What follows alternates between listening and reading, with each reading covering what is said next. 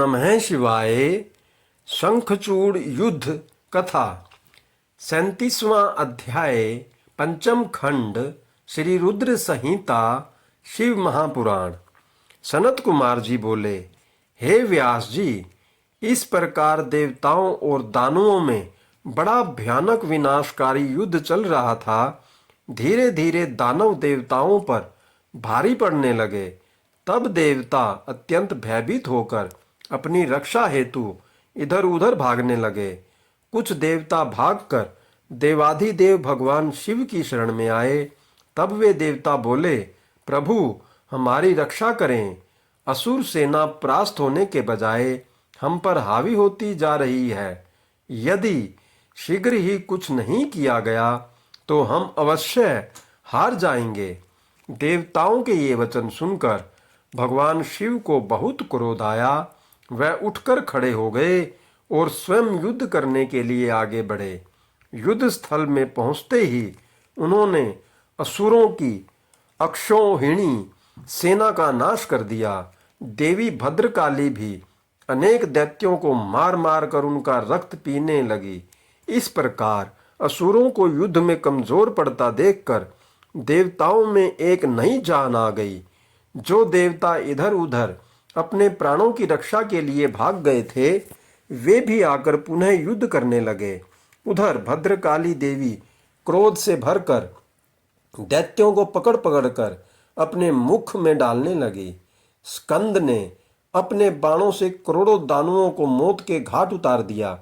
यह देखकर असुर सेना भयभीत होकर अपने प्राणों की रक्षा करने हेतु इधर उधर भागने लगी। असुर सेना को इस प्रकार तितर बितर होता देखकर दानवराज शंखचूड़ क्रोधित होकर स्वयं युद्ध में कूद पड़ा। उसने अपने हाथों में धनुष बाण उठाया और भयानक बाणों की वर्षा करनी प्रारंभ कर दी। देखते ही देखते शंखचूड़ ने देवसेना के अनेकों सैनिकों का संहार कर दिया। यह देखकर स्कंद देव आगे बढ़े और शंखचूड़ को ललकारने लगे।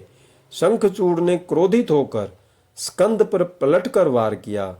उसने स्कंद का धनुष काट दिया और पूरी शक्ति से स्कंद की छाती पर प्रहार किया।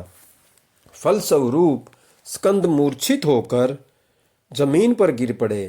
कुछ ही देर बाद स्कंद उठकर खड़े हो गए और उन्होंने अपने बाण से शंखचूड़ के रथ में छेद कर दिया। यही नहीं, स्कंद ने शंखचूड़ का कवच, किरीट आदि कुंडल भी गिरा दिया। तत्पश्चात उसने एक भयानक विष बुझी शक्ति से शंखचूड़ पर प्रहार किया। इस प्रहार से शंखचूड़ मूर्छित होकर धरती पर गिर पड़ा और काफी समय तक ऐसे ही पड़ा रहा। कुछ समय पश्चात वह ठीक होकर पुनः युद्ध करने लगा। इस प्रकार उसने भगवान शिव के पुत्र कार्तिकेय को अपना निशाना बनाया और उस पर भयानक शक्ति का प्रहार किया, जिससे कार्तिकेय बेहोश होकर जमीन पर गिर पड़े। तब कार्तिकेय को इस प्रकार धरती पर बेहोश पड़ा हुआ देखकर देवी भद्रकाली उन्हें गोद में उठा लाई। उनकी दशा देखकर शिवजी ने उन पर अपने कमंडल का जल छिड़का। जल छिड़कते ही कार्तिकेय फौरन उठ बैठे और पुनः युद्ध करने के लिए चल दिए। दूसरी ओर वीरभद्र और शंखचूड़ का भयानक युद्ध चल रहा था। यह कह पाना कठिन था कि दोनों में से कौन अधिक वीर और बलशाली है। एक दूसरे पर वे बड़े शक्तिशाली ढंग से प्रहार कर रहे थे। देवी भद्रकाली भी पुनः युद्ध में आकर दानवों का भक्षण करने लगी। ओम नमः शिवाय। हर हर महादेव। जय शिव शंभु। जय भोलेनाथ। हम पर अपनी